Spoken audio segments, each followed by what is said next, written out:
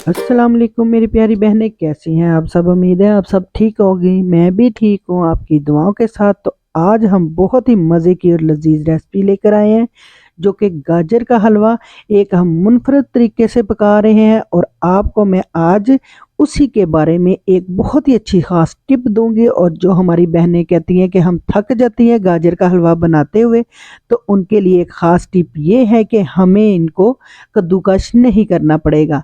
तो फिर चलिए स्टार्ट करते हैं। हमने तमाम गाजरों को छील के इनको छोटे छोटे पीसों में काट लिया था, और जो पीछे इनकी गुठली होती है वो भी हमने इसकी निकाल ली थी, क्योंकि वो थोड़ी हार्ड होती है, इसलिए हमने छोटे पीसीज इसके अंदर डाल दिए हैं। तो आपने भी ऐसे ही करना है। हाफ के जी हमने या 1 कप के करीब आपने इसके अंदर दूध डाल देना है, और इसको 10 से 15 मिनट के लिए आपने हल्की आंच पे रख देना है, और बहुत ही अच्छी ये बन जाएंगी और गल जाएंगी। और इसको आपने मैशर से ऊपर से मैश कर देना है, अच्छी तरह दबा दबा कर। बहुत ही अच्छी और बहुत ही जल्दी हो जाती है ये। आप बिल्कुल यकीन करें कि ये इतनी जल्दी होगी कि आपके हाथ भी नहीं थकेंगे, और बहुत ही जल्दी हम ये कर लेंगे। मैं 1 किलो गाजर का ये बना रही हूँ, तो उसमें मैंने एक बार के ही चम्मच जो मैं यूज़ कर रही हूँ उसी को वो घी का डाल लिया। आप देसी घी इस्तेमाल कर सकती हैं या दूसरा जो भी आपके पास है। तो मैंने भी इसके अंदर देसी घी का 1 चम्मच डाल दिया है। तो आपने भी ऐसे ही करना है, और इसको अच्छी तरह आपने अब इसको फ्राई करना है। दूध तो हमारा उसी के अंदर खुश्क हो गया था, तो हमने इसी तरह ये आस्ता आस्ता इसको पकने देना है। और इसके बाद हमने 4 चम्मच चीनी के डालने हैं। चीनी आप अपने जायके के हिसाब से डाल सकती हैं, क्योंकि कम या ज़्यादा वो आपकी मर्ज़ी है, लेकिन मैंने इसके अंदर 4 चम्मच चीनी इस्तेमाल की है, क्योंकि गाजर पहले ही मीठी होती हैं। तो उसके बाद हमने इसको अच्छी तरह हमने इसको पकाना है, क्योंकि ये चीनी जो है जब हम डालते हैं तो पानी छोड़ जाती है। तो गाजर हमारी हलवा रेडी हो गया था, और उसके बाद हमने नेक्स्ट प्रोसीजर है, हमने हाफ चम्मच जो है मैंने उसके अंदर घी का डाला है, और उसमें थोड़े से खुश्क मेवे जात है, जो भी आपकी मर्ज़ी है वो डाल सकते हैं। मैंने बादाम, खोपरा और किशमिश डाली है, और इसके साथ मैंने वाइट तिल डाले हैं। एक एक चम्मच आप डाल लें या ज़्यादा, जितनी आपकी मर्ज़ी है।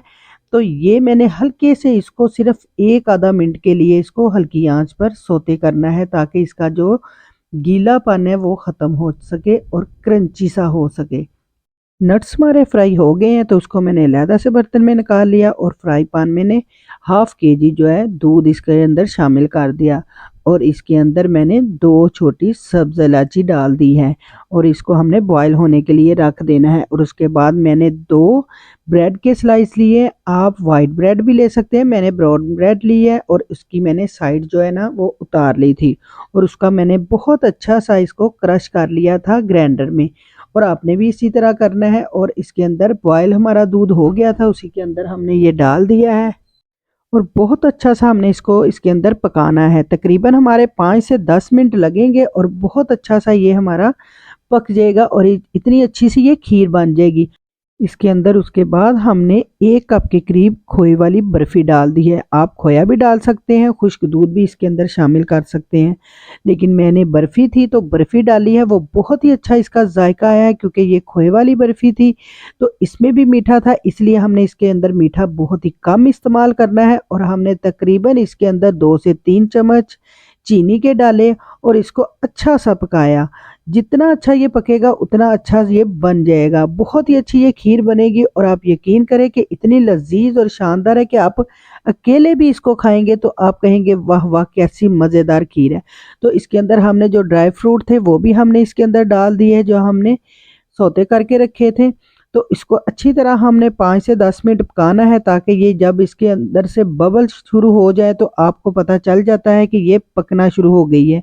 तो ये बहुत अच्छी हमारी खीर बन के रेडी हो गई है। आपने भी इसी तरह मेरे स्टेप को फॉलो करते हुए पकाना है, तो आप यकीन करें कि बहुत ही लजीज ये बनी थी। उसके मैंने प्लेट में हलवा डाला, और थोड़ा सा ऊपर अच्छी तरह इसको हमने इसकी एक गोल सी शक्ल दे देनी है। आप जिस शक्ल का मर्जी इसको बना सकते हैं, यानी कि जो सी मर्जी शक्ल दे सकते हैं। मैंने गोल शेप दी है, तो आपने भी देख लें अपनी मर्जी से जो सी मर्जी शक्ल दे दें। और उसके बाद जो हमने वो खीर तैयार की थी वो भी उसके ऊपर पूरी डाल दी है हमने, और उसके बाद बाकी का हलवा हमने फिर इसके ऊपर लगा दिया।